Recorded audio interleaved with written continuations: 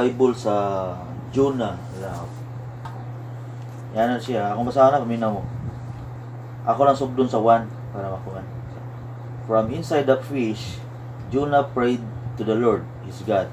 He said, "In my distress, I called to the Lord, and He answered me. From the depth of the grave, I called for help, and You listened to my cry." O yung gingon. Maro malas. Kadang mo na nga naitabo. Kailan mo Jonah? Oo, Kapag ikuan sa Lubin. itulon sa well. Pinaka-common na siya nga. 3 days siya. Pinaka-common siya nga story sa mga bata, no? Labi na siya sa school na sa Pilipina.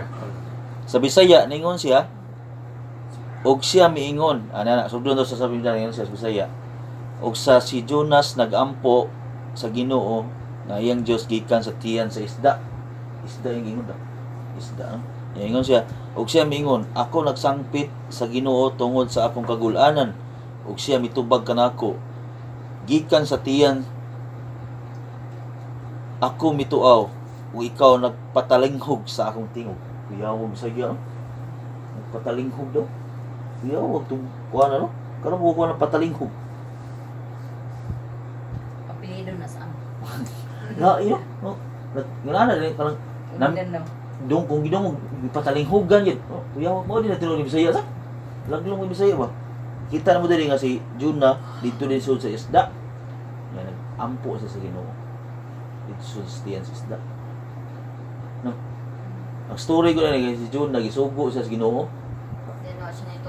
Oh, di ba gisugo siya nga. Lakaw ngadto sa asa lugar ra ito? Kuan.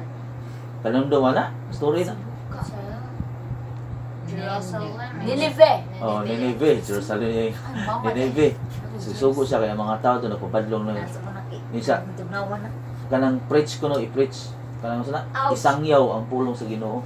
Pero instead nga muadto si Jonah kay ngon dito, Kasi ang naitabo ibis bailan siya, bailan yuta ra gyan.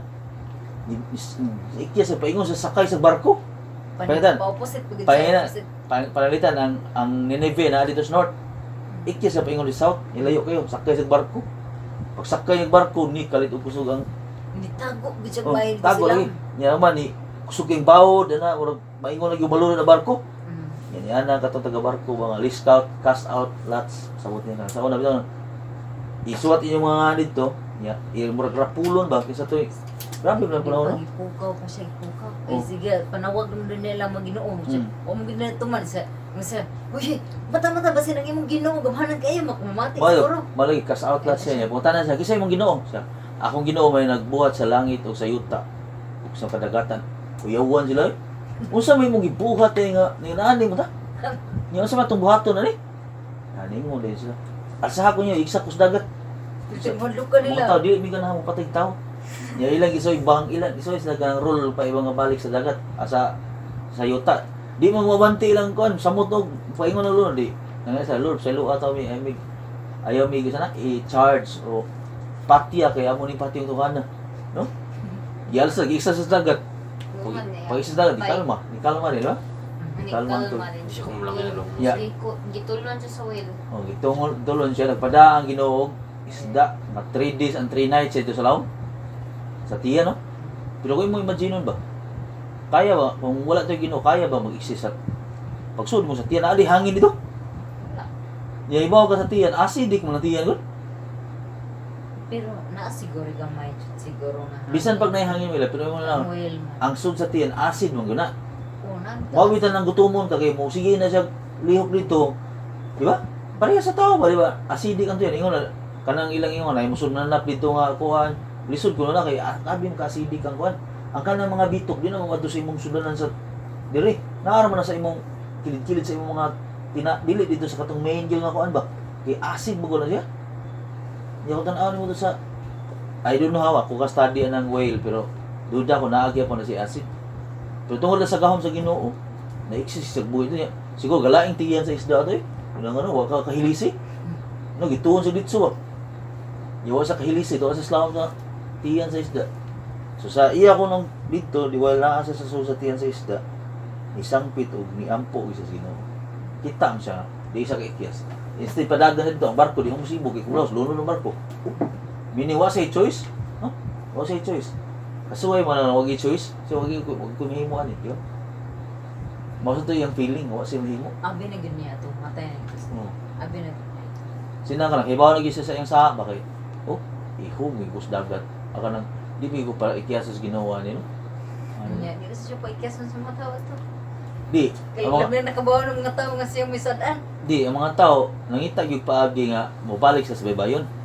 Bisag niingon na si Juna nga, alsa ko nyo, iiksa ko sa dagat. Maura ni solusyon nga, mukalma ang dagat. Nya, ang mga tao, hadlok man kay, murder ba na, makapatay ka, bisag kinsa pa ginuula, kung magina, violence magina siya. Asaon na, kung makapatay ka tao, kinabuhi po yung may bayad sa Old Testament. So, mo ito yung itabo sa iya. So, mo na, pagkahug ni dito na, kuha, isa dito sa isda, yan ingon siya, in my distress, I called to the Lord, and He answered me. Ingon niya. Sa iya ko nung kagulaanan, puul siya ito, lang dagat, 3 days ka ito lang tiyan sida, no? Isang pieces, ginawa ni pray siya, yan ingon siya, and He answered me, nitumbay ko nung ginawa niya, yan ingon pag siya, from the depths of the grave may yung tiyan, pero sa Bisaya, sud kong sa tiyan, dito sa sulod sa lubnganan malawi kanang grave di ba? Kung ganun to, naman siyang mamatay na siya. Di ba? Mao man yung term dito from the depths of the grave pero ang kuha nila. Kay, Oh? gikaon ko siya sa whale. Uto Ay. na kanya patay na siya. Oh, I called for help. Nangita sa hayop niya. And you listen to my cry. Yang gingong ipatalinghugan nimo nga akong mga pangamuyo. Yung nagluma to Bisaya eh. Mana sa ka-prof din ato lang gi-study ato ang rason nga nung ato ni siyang gitunan. Okay. Di kita makalimot doon ba? Musampit sa Ginoo bitaw. Labi na araw nga higayon na. Mao gyapon na ata sa tunga aning pandemic or niyataan ni karong giswayan di maayo nga atong kaugalingon ba? Gipusto dalim si kanus aning humaning pandemic or naabay plano ang home nun ba ni pero Ginoo nagyaway maglamdaw sa naon sa mga tao o sa gobyerno bitaw kaya ang gobyerno maging makabuotan ni kung balikon tagdi or katong naa sa mga World Health Organization di ba agad po na sila kanang nasa health ila pag yung ang pabalikon di ba risgo lang sa mga tao mubalik sa trabaho naagya po nila pero ang problema di gini mawa ning virus naagi na sa pirmi the only thing na atong mahimo is pangita tagpaagi how to live kung saan ito magpuyo makauban lagi ng virus di ba so ang iya lang diri ang punto lang ila ning ano ako ning i-pick up isa nga passage is naagi Ginoo ba di ba kita ni mo na Ginoo nya dili ka maka-say og no kung tawgon because Ginoo di ba mangita gyud paagi ang Ginoo nga mabira kag balik ka to sa iyang gusto ani nga time di ba imagine mo sibat nyo siya layo kayo but ang Ginoo napuggo siya sa balik nya isampid si Juna sa iyang kuan kay imagine mo to kasalam sa isda mura ni napunto bitaw nga mo sa atong sitwasyon karon nga na mura na ataron sa kaning pagsuway kini kita mi pagsuway niya di ba naamgi sa pagsuway nga nasa suicide daw wa sa mag-expect po nga do sa kamatayon na gito yung kapaingnan di ba imagine mo hugas dagat una pa lang threat bagyo or unsa tong dagat kuyo kayo yung pag-iksa niya sa dagat instead nga dili man iho ang nidakop niya whale man naghihigop sa disugod ay watak ibaw sa kadakdaang whale pero ang mga bata so lingaw kayo mo sa story ano di ba bata ba mo sa Sunday school ninyo nga maghisgot about ni Jonah no Ang estudyante na lang. Ha? Then Huh? then the person is dead, teacher? kaya saon na ka nang bisag dili pa ko himasag Bible wala pa ko mapil og simba bata pa sad mi kadung na mi ang story ni Jonah pero ako nabasahan sa kanang namsa na ubang ikot man na sa libro mabasa ko ba nga Jonah yan kay simpre makaingon ka ang bata malingaw mo na sa kung naay involved sa story nga magtan-aw nimo murag ngay gahom at the same time na-involve nga animals no ganahan maging ang bata ang minaw na ingon oy si Jonah ug ang isda mamay title si Jonah si Jonas ug ang isda mamay title sa unang panahon mao na karon atong gi kuan bisa kung sa pangatong sitwasyon maparehatan ni Jonah Mosampit tas Ginoo kay iyang magisulti gid diri nga sa dihang nag-uol siya iyang gitawag ang Ginoo. Sa usang paagi pagka Ginoo, siyempre mo ampo ka. Ampo pray ka sa Ginoo. Ni kaduha, sa diyang diya siya sa sulod, sa lawom, sa lumnganan na I called for help. Nga siya. Niya, you listen to my cry. Sa ato, grabe no, listen to my cry. Wala siya, listen to my prayer. Maka-recall lang sa ko sa gisulti dito sa unang panahon ni Juan.